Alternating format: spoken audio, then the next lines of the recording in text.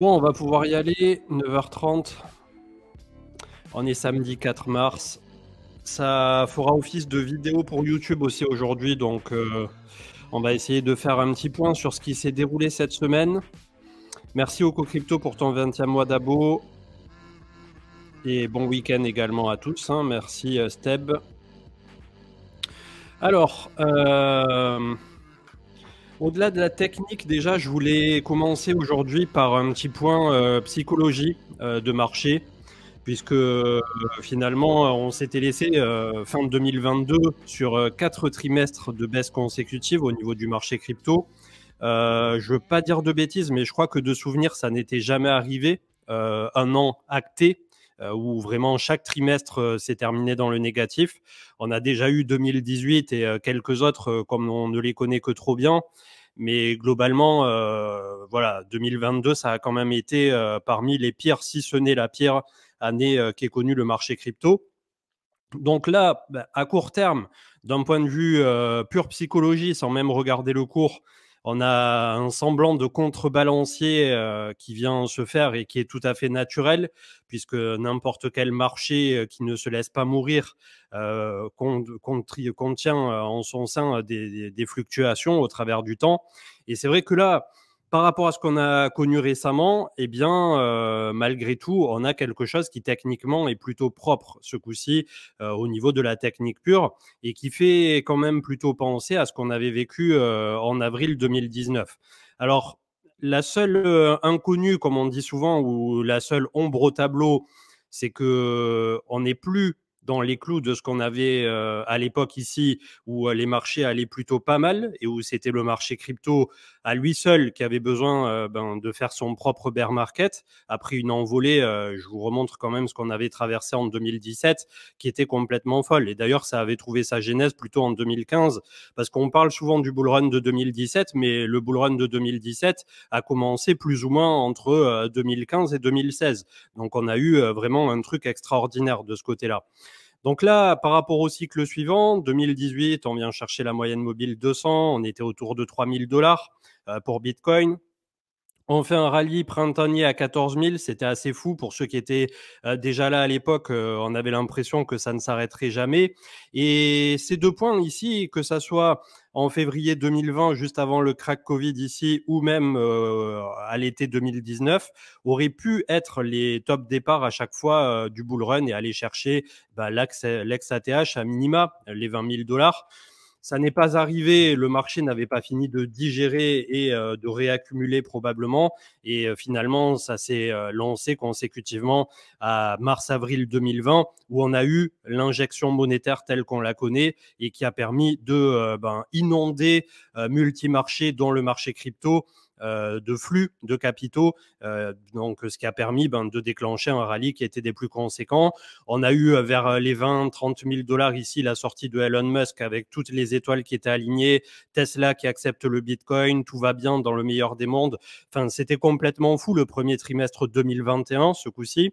Et puis, s'en est suivi donc ce qu'on a connu ici sur un double top qui était quelque chose d'assez complexe à lire. Pour n'importe qui fait un peu de chartisme, c'était quand même très complexe, mis à part le fait qu'on était en divergence ici autour du RSI entre les deux macro top. Mais globalement, c'était aussi ce à quoi ont cru les fonds comme Three Arrows Capital et quelques autres, du fait que une fois qu'on avait fait ici ce double top autour de 70 000, on allait un peu consolider et on allait partir en direction des 100-150 000. Tout le monde croyait en fait finalement, et c'est ce qui a détruit aussi un peu le marché crypto. Ça n'a pas été que Terra UST, ça n'a pas été que FTX, ça a été aussi la croyance populaire et la croyance globale, puisque même les institutions y croyaient, que le Bitcoin était parti pour son grand cycle et qu'on allait finir à 5 000, 10 000 milliards, rattraper le gold et tout ce qui va bien. Donc, ça a le mérite aussi d'un point de vue psychologique pur de rappeler que à chaque fois que vous verrez sur les réseaux sociaux, cette fois ça ne sera pas pareil, cette fois ça sera différent, souvent, c'est qu'on est très proche de faire exactement ce qu'on a toujours fait sur les marchés, et à chaque excès viennent tout simplement des corrections qui sont tout aussi profondes, et c'est ce à quoi nous a habitué le marché crypto de par sa volatilité et sa nature qui reste encore aujourd'hui fortement corrélée à la fois au marché actions aux États-Unis, fortement corrélé à la tech et fortement corrélé, et enfin, c'est même plus de la corrélation à ce niveau-là, à un marché à risque, extrêmement risqué. Quand on parle, que ça soit en banque privée, en banque d'affaires et tout ça, de placement à risque, les actions sur leur échelle de 7, je crois, si je dis pas de bêtises, on est entre 7 et 8, ils vont pas jusqu'à 10, je crois que c'est 7 ou 8 le max. Les actions, on est déjà à 6, 7, donc on est au max en termes de risque. Si vous leur parlez de crypto, sur une échelle de banque traditionnelle, même de banque privée, de banque institutionnelle et tout, on est à 10, on est à 12, on est à 15. Ça n'existe pas sur leur échelle. Donc, c'est aussi pour vous donner la perspective de ce que nous propose le marché crypto en termes de risque-récompense, mais il y a un risque qui est tout aussi important que la récompense potentielle du fait qu'on peut perdre beaucoup d'argent, voire tout perdre sur le marché crypto et bien plus rapidement que ce qu'on le pense ou le croit, puisque là aussi, les différents brokers qui proposent les actions, les CFD et autres joyeuseries de produits dérivés ont l'obligation de communiquer en zone EU du nombre de perdants, du pourcentage. Et je crois qu'on est à entre 70 et 80% facile, peut-être plus pour les brokers tradis. Alors imaginez si on avait les brokers crypto, les échangeurs, les crypto-bourses qui faisaient la somme des grands gagnants long terme par rapport aux perdants. À mon avis, sur le marché crypto, on est à 90-95% de perdants. C'est pour ça qu'il ne faut jamais sous-estimer, et c'est ce que j'avais dit il y a 2-3 ans de ça, on avait fait une émission dans laquelle je disais, imaginez que quand on est 1000 en live sur la chaîne, là, bon, ce matin, je vais quand même regarder où on est 300, un samedi à 9h30, donc c'est pas si mal. Mais admettons, quand on est 1000 le lundi ou quoi, ça veut dire que si on était tous dans une salle, les 1000 personnes, et qu'on regarde chacun son voisin, bah en gros, on peut déjà partir du postulat qu'il y a 9 personnes sur 10 autour de nous qui ne vont pas gagner, a priori, sur le marché crypto. Alors, ça peut sembler un peu abrupt dit comme ça, mais globalement, je pense qu'au travers du temps, ça, c'est un chiffre qui s'approche d'une certaine réalité, puisque quand bien même, au moment du bull run, on va plutôt être dans une proportion, je dirais, en tout cas j'espère, ou à minima on est entre 50 et 50% gagnants-perdants, puisque j'estime quand même qu'au cours du bull run, il y a plus de personnes qui gagnent que le contraire, et encore que, voilà, on ne peut pas tout à fait le vérifier. Donc il y a un moment où au cours du bull run, ben, quand le cours est à 70 000 et qu'on n'a fait que de la hausse consécutive ici, je crois qu'on était sur 12 semaines de hausse consécutive au niveau du Bitcoin à un moment, peut-être même un peu plus. Et forcément, tout le monde quasiment était en gain. Même celui qui venait de payer à 65 000, ben, une fois qu'on est à 69, il est légèrement en gain. Et derrière, au travers du temps, ben, cet état de fait s'inverse drastiquement.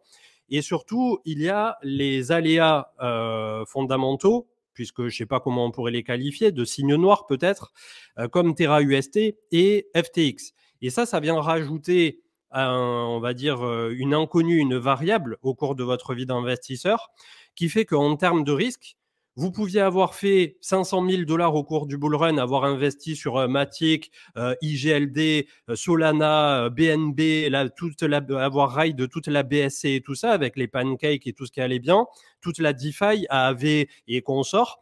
Vous sortez 500 000 $, vous êtes tout content, stablecoin, vous êtes sorti au bon endroit, au bon moment. Vous les mettez à travailler à 8% sur FTX. Patatras, qu'est-ce qui se passe? Vous n'avez pas géré votre risque au travers du temps et en sortie au moment du cash out, entre guillemets, puisque malgré tout, les stablecoins aujourd'hui, ça ne représente pas d'un point de vue fiscal français un cash out, mais ça représente un mini cash out par rapport au marché crypto. Vous vous réfugiez en dollars, vous vous réfugiez dans une monnaie fiat, qui est un dérivé certes, mais ça reste un mini cash out, si je puis dire.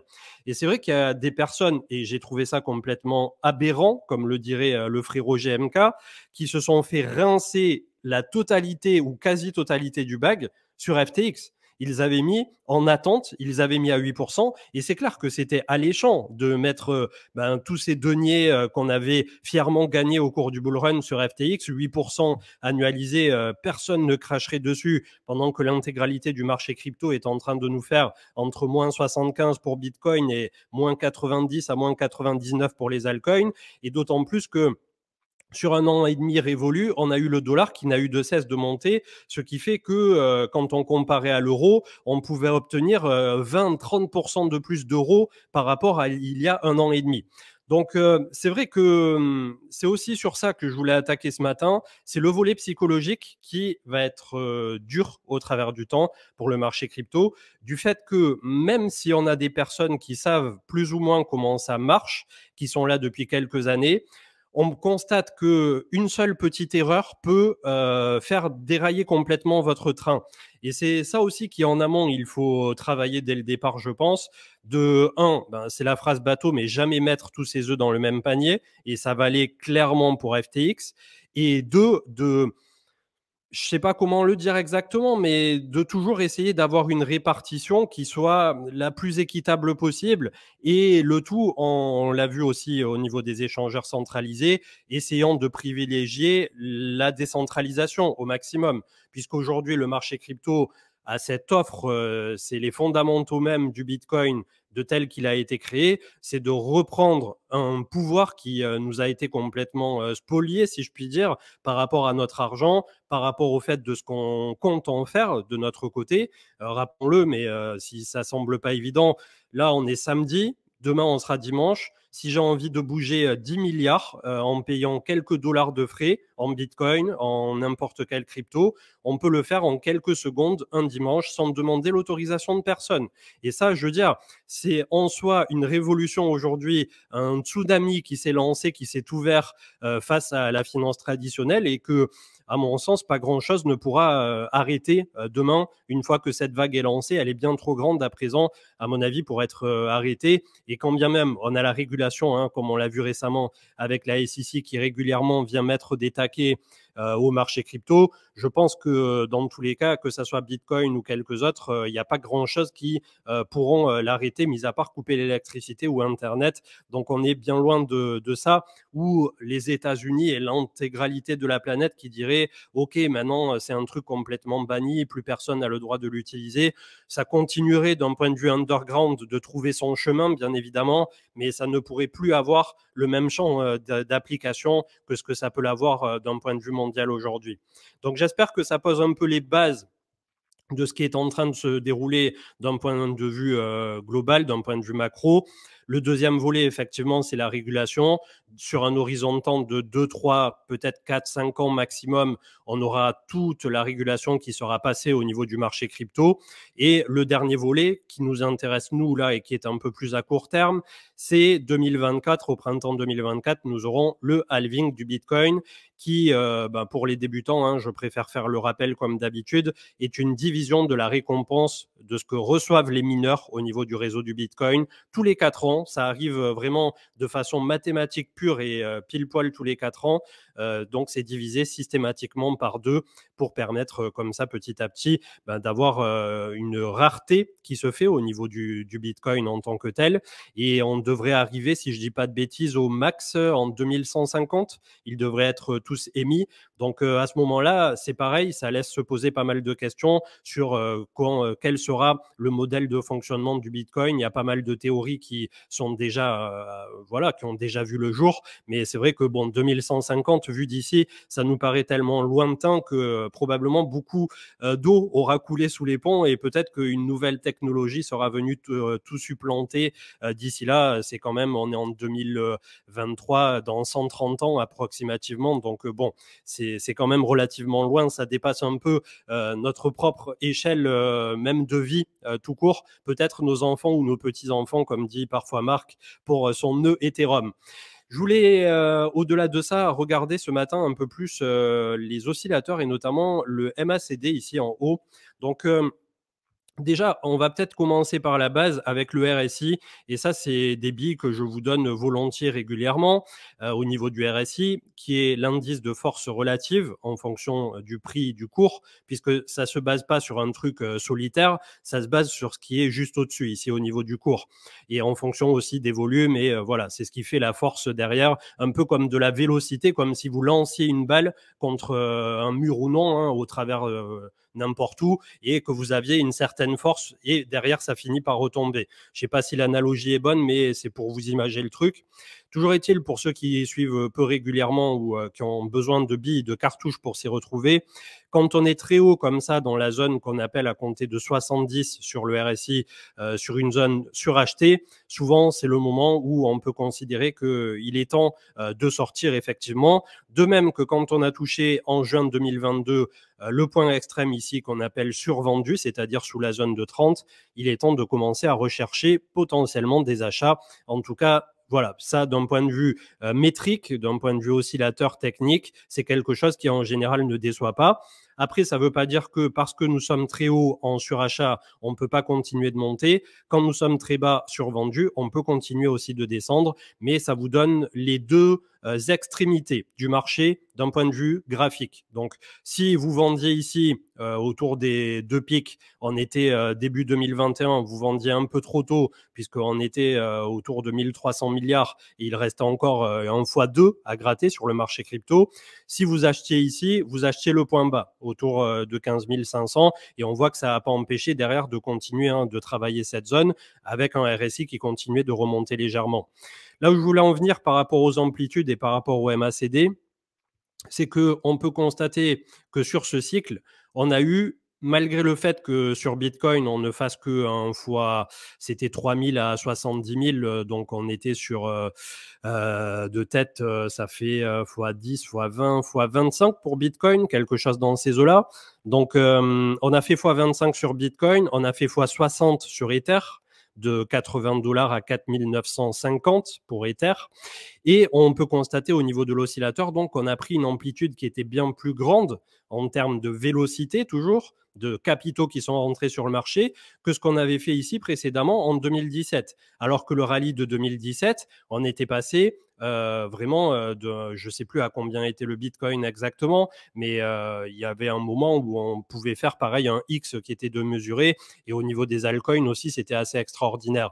Donc, ça a le mérite de nous faire constater aussi au travers du temps que là, pour le cycle de 2020-2022, on a eu beaucoup plus de capitaux qui sont rentrés que précédemment, et on peut le constater en termes de capitalisation puisqu'on était venu chercher 3000 milliards, tandis que l'ex-cycle s'était arrêté à 735 au moment où Bitcoin était autour de 20 000 $. Donc ça vous donne des billes techniques, et là, par rapport à ce qu'on est en train de réaliser, l'oscillateur nous confirme qu'autour de 15 500 et 720 milliards pour le marché crypto, on a potentiellement fait notre point bas. Ça ne veut pas dire que pour le moment, on ne sait pas trop où on va, tant au niveau du marché américain que du marché crypto, mais ça vous démontre aussi qu'on a déjà fait les deux extrêmes. Extrême haut quand on était ici sur le premier pic de printemps-mai 2021. D'ailleurs, ça aurait dû s'arrêter là, hein, ce bull run.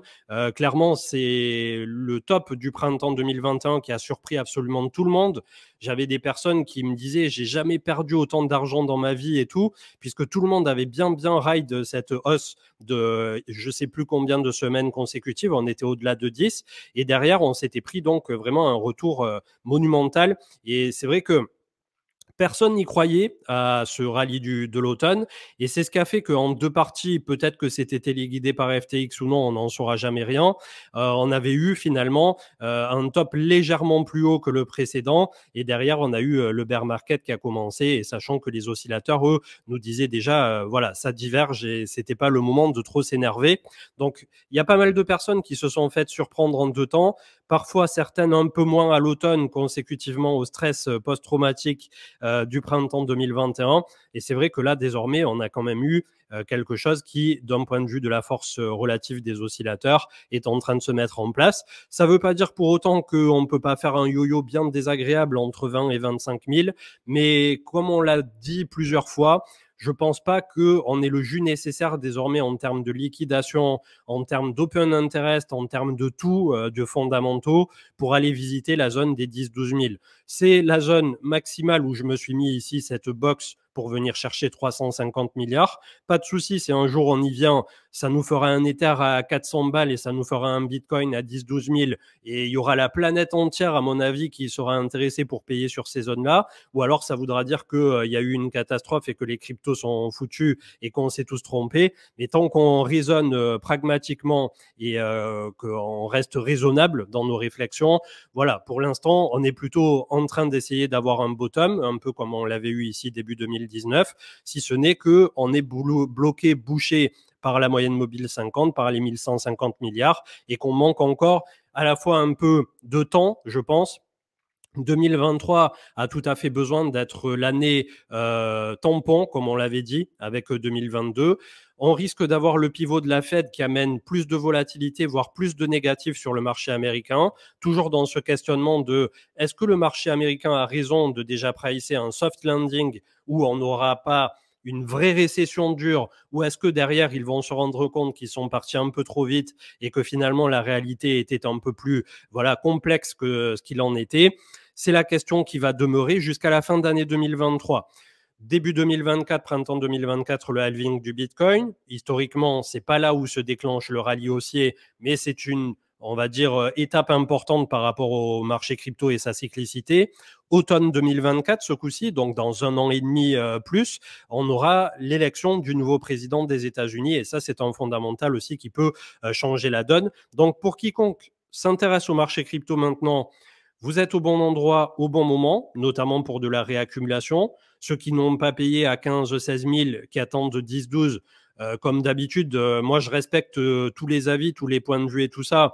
C'est juste qu'après, au bout d'un moment, les personnes qui attendent fermement ad vitam 10 12, si ça n'arrive jamais, je me demande quand est-ce qu'elles vont payer, tout simplement. Et c'est pour ça aussi qu'on dit souvent le DCA, de mettre une toute petite épargne programmée tous les mois, ça évite de se faire des nœuds à la tête. Et en tout cas, pour l'instant, je pense que pour quelques mois, quelques trimestres supplémentaires, on va avoir une zone de réaccumulation qui continuera de permettre aux personnes qui sont intéressées par le marché crypto de faire leurs petites emplettes.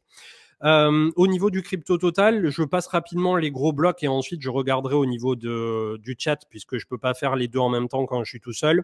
Le crypto total des altcoins, donc pareil, très belle sortie ici, double voire triple bottom autour de 425 milliards sur l'ex-ATH.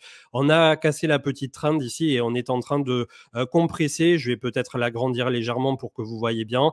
Au-dessus de la trend, sous la moyenne mobile 50, mais au-dessus de la moyenne mobile 200 et 20 périodes en hebdomadaire qui se trouve précisément aujourd'hui autour de 515 milliards et la moyenne mobile 50 qui fait barrage qui est autour de 600, 620, sachant que là, on peut imprimer rapidement après une centaine de milliards additionnels pour venir chercher tout simplement cette zone dure. Ici, je vais vous mettre un petit trait pour le crypto total des altcoins. Donc là aussi, ça fait plus penser à un range désormais.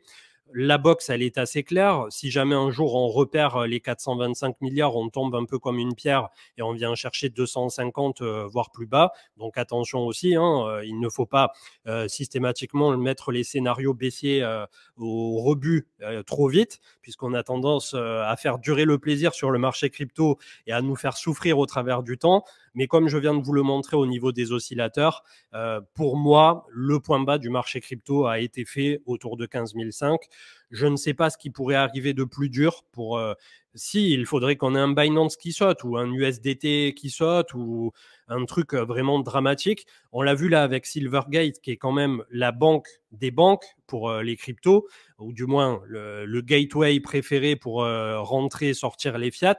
Ça n'a malgré tout quasi aucun impact à court terme. C'est un truc qui, normalement, aurait dû nous faire perdre 10, 20, 30% en temps normal au niveau du marché crypto.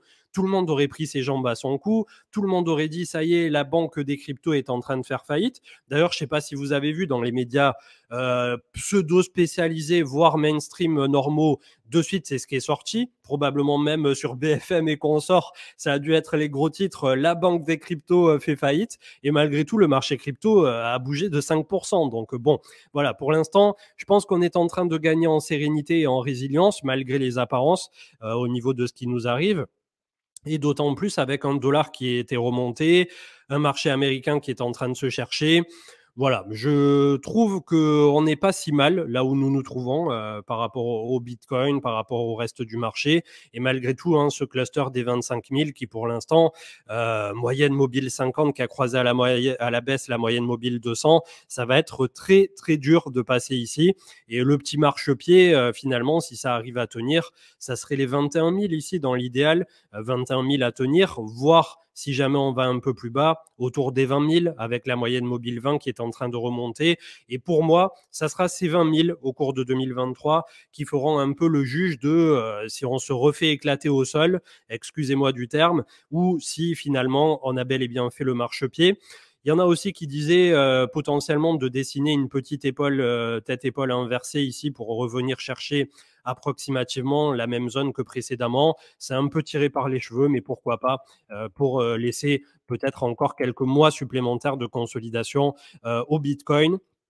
D'un point de vue technique pur et enfin fondamentalement aussi lié, on a Ether qui est plutôt pas mal foutu aussi, qui est au contact de la moyenne mobile 50 et on va avoir une compression qui sera assez monstre ici, puisque quand on regarde comme ça, pareil, on a un support à 1400 où se trouve moyenne mobile 200, moyenne mobile 20. Donc là, c'est un peu comme un bouchon de champagne. Ça va vraiment faire le yo-yo et finir par compresser avec quasiment aucune volatilité. Et ça va partir très fort dans un sens ou dans l'autre. Et consécutivement à Shanghai, je ne peux toujours pas me faire à l'idée de me dire que Shanghai sera vendu. Je ne vois pas pourquoi les personnes qui ont cru depuis 2-3 ans dans le réseau Ethereum, il y a eu la transition du merge. Alors peut-être que le merge, ça plaît à certaines personnes et pas à d'autres. Mais globalement, comme le disait Bitcoin dans une des dernières masterclass, c'est un peu providentiel pour un investisseur de pouvoir se dire, OK, une fois que les Ethers vont pouvoir rentrer et sortir à notre guise,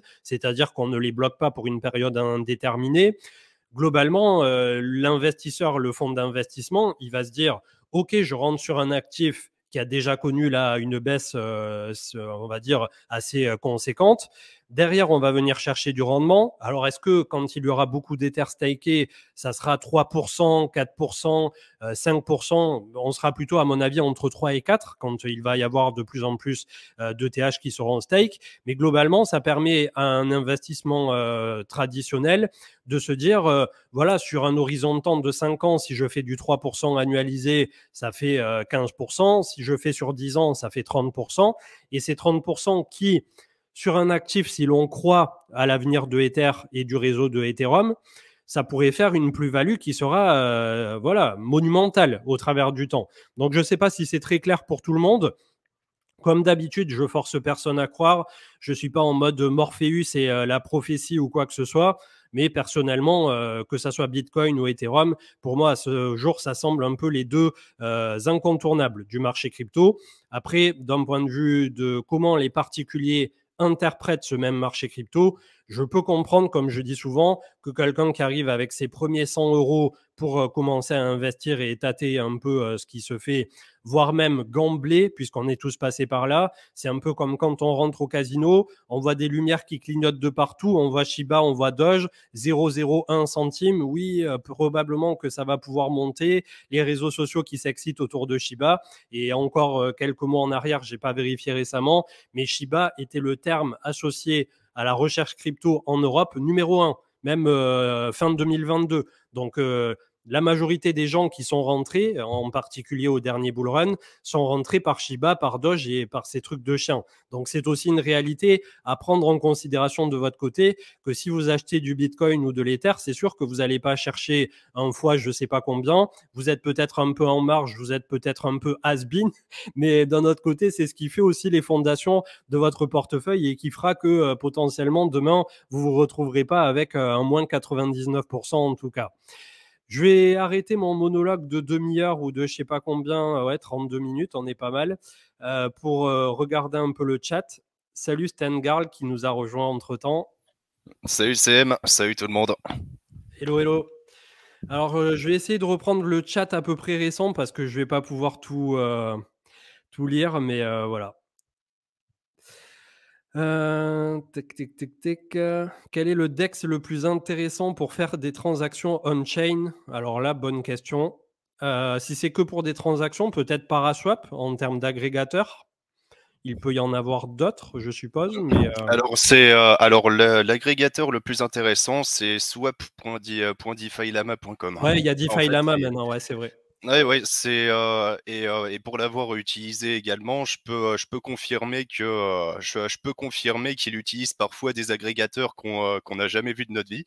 Et Et oui, c'est même en essayant de chercher des meilleurs swaps ailleurs que sur DeFi Lama, c'est très difficile d'y parvenir. Donc, en termes de, en termes de taux d'échange, c'est le plus intéressant en ce moment. Ouais, donc ben finalement, voilà, on en est un peu à de nouveau comment dire, le marché qui temporise, un marché qui est en attente, et c'est aussi ce qui se passe par rapport au FUD autour de Ether et de Shanghai, exactement comme tu disais, comme Marc l'avait prédit entre guillemets. Donc j'espère qu'il aura une tout aussi bonne prédiction quand il disait qu'on aurait 2 fois plus d'Ether stake d'ici la fin d'année. Mais d'un autre côté, qui dit 2 fois plus d'Ether dit 2 fois moins de rendement au niveau du staking. Donc, c'est aussi quelque chose à prendre en considération de notre côté. Mais voilà. En tout cas, pour le marché, on en est là. Et on a un marché US donc qui a clôturé dans le vert. On finira au niveau de l'analyse technique avec ça, je pense. Ainsi que le CAC 40 d'ailleurs. Il y a tout qui pousse, qui continue de pousser. Mais le marché US, c'est bien puisque il est en train de prendre appui justement sur la moyenne mobile 20 et sur le RSI médian ici autour de 50. Donc c'est peut-être pas pour l'instant le moment venu de réellement cracher au niveau US tant que justement la Fed n'aura pas pivoté. Et dans l'attente du CPI de mars, où 0,50 au niveau de la hausse des taux fera consensus et on va dire apaisera un minimum tout le monde. Un peu plus que 0,50, c'est le drame absolu, tout crash à mon avis. Un peu moins, c'est libérateur et on franchit les 4200 points pour le SP500. Et derrière, ça peut permettre aux cryptos aussi potentiellement d'enfoncer leurs 25 000. Donc voilà, un mois de mars compliqué en apparence où ça risque de tanguer. Mais pour le moment, pas de gros drame malgré tout à l'horizon, à court terme. Je ne sais pas si vous vouliez aborder un sujet en particulier. On a été rejoint aussi par No Risk No Fun de notre Discord, qui est notre expert Polkadot écosystème plus. Salut. Bonjour à tous. Salut Norisk. Lido, tac, je regarde. Pour les ETH décentralisés, effectivement, par Lido, et je crois qu'il y a Kiln aussi désormais via Ledger Live. Kiln, par contre, il faut les 32 Ethers pleins, si je dis pas de bêtises, alors que Lido, tu dois pouvoir le faire dès un Ether. Bah de toute façon, avec Shanghai, il y aura de plus en plus de solutions à disposition pour pouvoir staker. Et là, et là, en ce moment, c'est surtout Rocket Pool qui a la cote en ce moment. Mais pour autant, faut pas sous-estimer les alternatives comme Frax ou même Coinbase qui peuvent gratter des parts de marché après Shanghai. Ouais, avec Shanghai le layer aussi, de Base aussi qui est en cours d'arriver. Avec Shanghai, tous les bots, ils vont pouvoir arbitrer les différentes solutions de liquid stacking pour essayer d'équilibrer entre les différents rewards. Une opinion sur le BUSD, les conséquences par rapport à Binance, pas plus, puisque finalement, moi, le BUSD, je vois ça en 2 temps, en fait, où on va découvrir si les caisses sont pleines, mais que très tardivement. Puisque là, désormais, le BUSD, vu qu'ils ne vont plus en émettre, on est censé avoir 1 pour 1 dans la caisse pour que tout le monde, à la fin, jusqu'au dernier dollar, puisse rendre ses BUSD et les changer contre du vrai dollar ou contre une autre crypto, tant que c'est disponible sur les plateformes. Or, avec des Coinbase et consorts qui, petit à petit, dégagent immédiatement le BUSD, j'ai peur que ça accélère un peu tout ça et qu'on découvre au bout de 70, 80, 90% de BUSD redeem que les derniers pourcents soient les dindons de la farce ou des personnes qui s'intéressent plus au marché crypto. On a probablement une partie non négligeable de BUSD qui resteront ad vitam sur des wallets perdus. Mais voilà, je ne sais pas dans quelle mesure on peut totalement trust toutes ces entités qui, malgré tout, Binance l'avait déclaré eux-mêmes en 2020. À un moment, ils n'avaient pas les comptes qui étaient pleins 1 pour 1 par rapport au BUSD de la BSC, par exemple.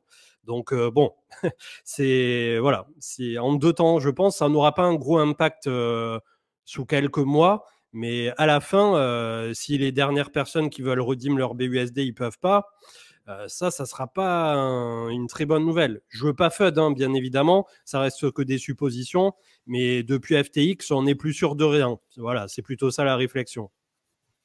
Bah, en tout cas, c'est la meilleure pub qu'on pouvait imaginer pour les stablecoins décentralisés. En tout cas, les stablecoins émis par des protocoles et Et c'est surtout les protocoles comme Liquidity qui ont le plus gagné dans cette histoire. Ouais, c'est vrai. On a le Go aussi, GHO de AAV qui devrait pas tarder à pointer le bout de son nez.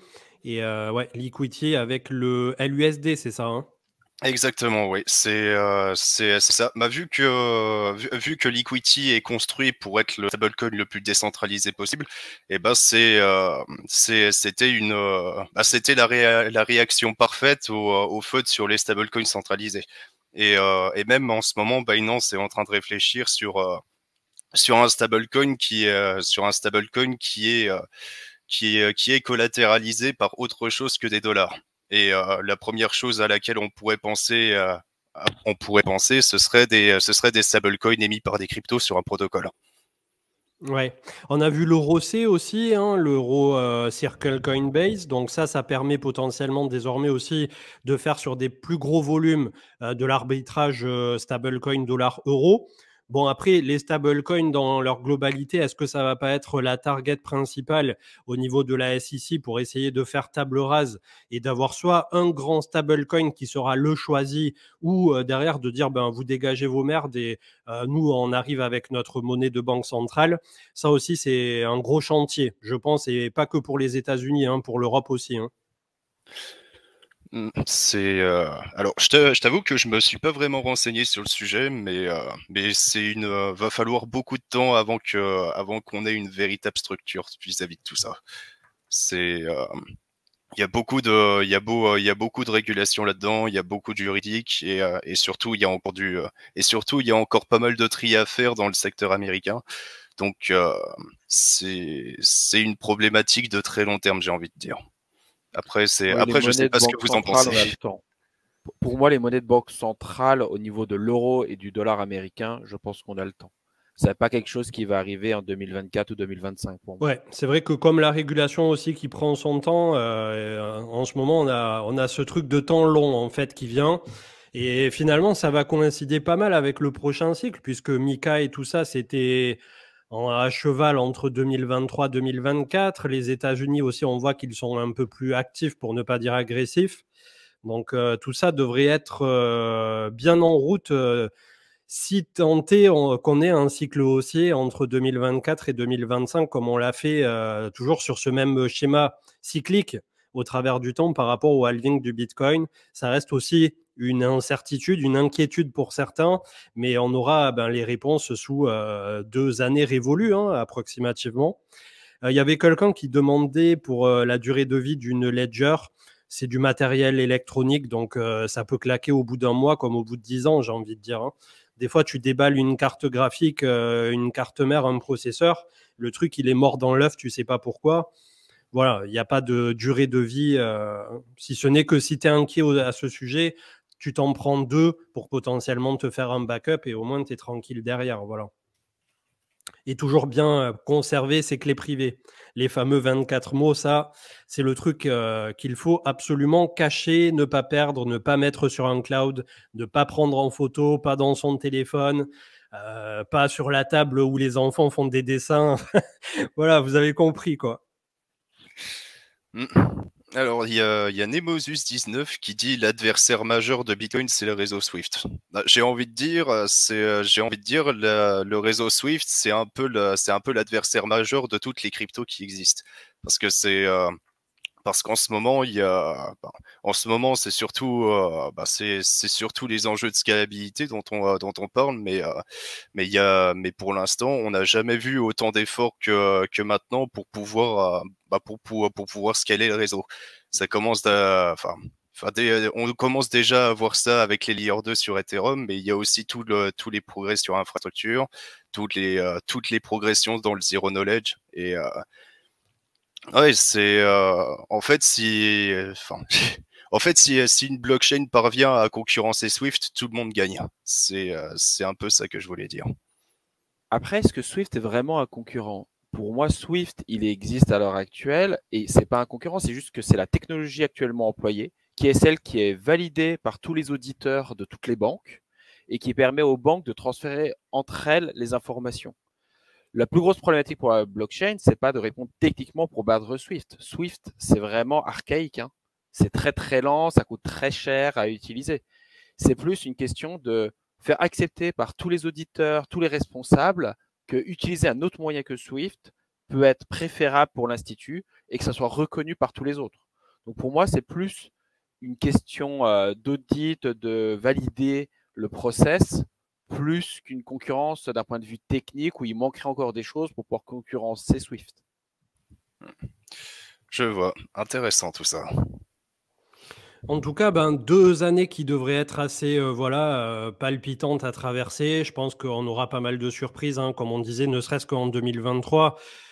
C'est aussi finalement le scénario qui fait de plus en plus consensus et qui peut-être ne se réalisera pas, mais de cette année où on pourrait avoir en 2 temps toujours cette accélération au premier semestre, et quand les marchés reviendront un peu plus à la raison, et notamment je crois que le marché de l'immobilier est en train de se prendre un shoot, que ça soit en Europe ou aux États-Unis. Bon, après, comme d'habitude, on a les Cassandres qui ressortent. Ça y est, tout va s'effondrer comme en 2007, 2008 et tout ça. Personnellement, un signe noir, plutôt que de l'anticiper, je préfère attendre qu'il vienne à moi. Et globalement, dans les livres de mémoire de spéculateurs et tout ça, c'est ce qu'il en ressort, hein, des personnes qui ont traversé les grandes dépressions et tout, d'essayer de trop anticiper en général les signes noirs ou les grandes crises. On passe à côté souvent de très belles années à systématiquement voir le verre à moitié vide. C'est souvent ce qui se passe. Après, ça ne veut pas dire qu'on ne peut pas gérer notre risque en continu, comme on l'a dit tout à l'heure pour FTX, de ne pas toujours avoir ses œufs dans le même panier, sur un même actif, dans une même classe d'actifs. Là, c'est vrai que nous, on parle beaucoup de crypto puisque c'est le nom de la chaîne et c'est ce qu'on traite, mais j'essaie petit à petit d'amener vers d'autres horizons aussi, que ce soit les actions, l'immobilier un peu indirectement avec des trucs comme Realty, mais bon, c'est pas tout à fait du vrai immobilier. Enfin, derrière, c'est de l'immobilier, mais c'est un peu dérivé, ou les métaux précieux ou d'autres trucs, hein, puisqu'on peut investir à ce jour dans à peu près tout et n'importe quoi. Mais c'est vrai que c'est intéressant au travers du temps de voir aussi comment fonctionnent les flux, comment fonctionne la finance au sens élargi du terme, et si nous ne sommes pas à l'aube effectivement d'un grand changement. Il y en a qui sortent souvent le mot paradigme, un grand changement de paradigme au niveau de la finance pure et dure. Et c'est vrai que il y a quand même pas mal de personnes qui disent, même dans le côté financier trad, qu'on a besoin, on l'a vu récemment avec le survey, le questionnaire qui a été fait aux États-Unis. Je ne sais pas si c'était Coinbase qui l'avait diligenté ou une autre entité, mais la plupart des Américains, 3 sur 4, sont d'accord pour dire que le système financier tel qu'il est fait aujourd'hui ne leur convient pas forcément. Et c'est vrai que peut-être la blockchain et les cryptos ont un rôle à jouer là-dedans. Et c'est sur les années qui viennent que ça va se faire, sur fond d'AI, de robotique et de tout ce qui va bien. Donc on risque de vivre quelques années assez spéciales, mais assez enthousiastes, je trouve. Et voilà, je trouve que on a fait un bon petit tour pour aujourd'hui, 45 minutes, un peu plus. Je ne sais pas si vous aviez un petit mot ou un petit sujet à aborder pour finaliser autour de tout ça. Et voilà, moi j'ai terminé pour ma part. Je pense que oui. Après, je suis d'accord avec toi dans le sens où les prochaines années vont être assez bizarres. Mais en même temps, c'est surtout du point de vue de l'opportunité qu'il faut la regarder. Parce que quitte à ce qu'il y ait un vrai changement de paradigme et que ça arrive réellement, autant se renseigner un minimum et se faire ses armes pour savoir à quelle sauce on va être mangé plus tard. C'est sûr que la plupart des personnes n'ont aucune idée de comment marche le système financier. Vous savez, si vous demandez dans la rue qui c'est qui imprime de l'argent, est-ce que c'est les banques ou si c'est la banque centrale, la plupart des gens n'en ont aucune idée, même dans le milieu de la finance. Moi, je travaille en finance et je sais qu'il y a des gens autour de moi qui n'ont aucune idée de ce genre de choses. Donc, la plupart des gens ont une ignorance complète sur comment marche notre système financier. Après, concernant la crypto, pour les prochaines années à venir, c'est vraiment, pour moi, en théorie, la direction de la maturité et vraiment de l'utilisation de la blockchain. Si on veut vraiment passer à un autre niveau avec vraiment encore beaucoup plus d'utilisateurs, c'est vraiment sur des applications qui vont faire quelque chose de concret, qui vont pour moi permettre de développer. C'est-à-dire que là, on a fait beaucoup de choses qui, encore même pendant le précédent bull run, étaient de l'ordre du proof of concept, d'une certaine façon, au niveau de la finance décentralisée. Et là, vraiment, voir si les institutions, si les grandes banques vont vraiment utiliser ça de manière, pas du proof of concept, mais vraiment de manière quotidienne. C'est une grande possibilité. Utilisé en tant que back-end, du coup. Ouais, potentiellement. Yes, ben ça fera un bon petit mot de la fin. On vous remercie à tous d'avoir été là. Il y aura le replay sur YouTube le temps que je monte la vidéo, que je la sorte de Twitch dans 3/4 d'heure à peu près, vers 11h pour ceux qui nous ont rejoints en cours de route et qui préfèrent YouTube. Et sinon, ici même sur Twitch dans les prochaines minutes. On vous souhaite à tous un très bon samedi, un excellent week-end. Merci à tous d'avoir participé. Merci Stengar et Norisque. Et on se retrouve lundi du côté de YouTube avec l'émission habituelle du lundi qui est souvent aussi la plus consultée de la semaine. On vous souhaite un très bon week-end et on vous dit à plus tard. Ciao, ciao. Bon week-end tout le monde. Bon week-end.